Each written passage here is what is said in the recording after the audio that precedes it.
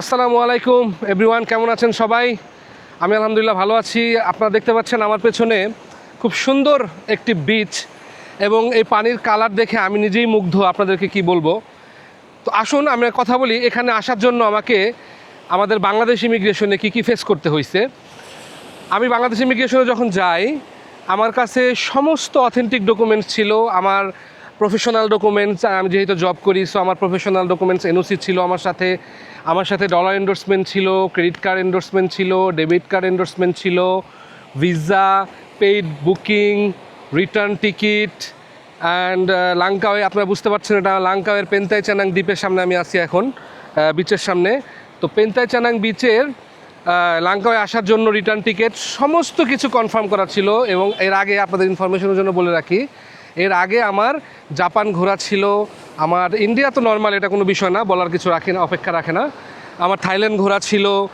But কেন জানি মনে হলো যে আমাদের ইমিগ্রেশন অফিসার যিনি ছিলেন, উনি এতেও সন্তুষ্ট নন আমার সমস্ত ডকুমেন্টসে। উনি আমাকে জিজ্ঞেস করলেন যে আমি কয়দিনের জন্য যাব, মালয়েশিয়া প্রথমবার কিনা। ইভেন একটা সিলি কোশ্চেন করছে, আপনারা অবাক হবেন, যে আমার রিনিউড পাসপোর্ট ছিল, নতুন রিনিউয়াল করা, যে আপনার রিনিউয়াল পাসপোর্টে কোনো ভিসা নাই। আমি বললাম না, রিসেন্টলি রিনিউয়াল করা হয়েছে। আপনাদের ইনফরমেশনের জন্য বলি, এটা রিনিউয়ালটা করা হয়েছে হচ্ছে আমার জাস্ট 5-6 মাস আগে। সো এর মধ্যে আমি কোথাও যাওয়ার সময় পাইনি। ওনার এই সিলি কোশ্চেনটা আমার খুব হাসি পাইছে। আদারওয়াইজ উনি আমাকে তারপরে জিজ্ঞেস করলো যে আমার অফিসের ছুটি আছে কি না। আমি বললাম হ্যাঁ, এনওসি দিলাম তাকে। তারপরে তিনি আমাকে দাঁড়া করে রেখে চলে গেলেন কোথাও, আমাকে বললেন না। আমি দেখলাম যে পেছনে একজন সিনিয়র অফিসার ছিলেন, ওনার কাছে চলে গেলেন। ওখানে যে কী কোশ্চেন করছেন I don't know about that.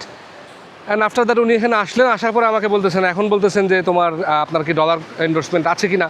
আমি বলছি পাসপোর্টে দেখেন আমাকে ক্যাশ ডলার আছে, তারপরে আপনার ক্রেডিট কার্ড এবং ডেবিট কার্ড এন্ডোর্স করা আছে। তো তারপরেও তিনি অনেক কোশ্চেন করলেন, অনেক কোশ্চেনের পরে তারপরে উনি আমাকে একটা, যেটাকে বলে, উনি ডিপার্চার সিল দিয়ে আমাকে ছাড়লেন।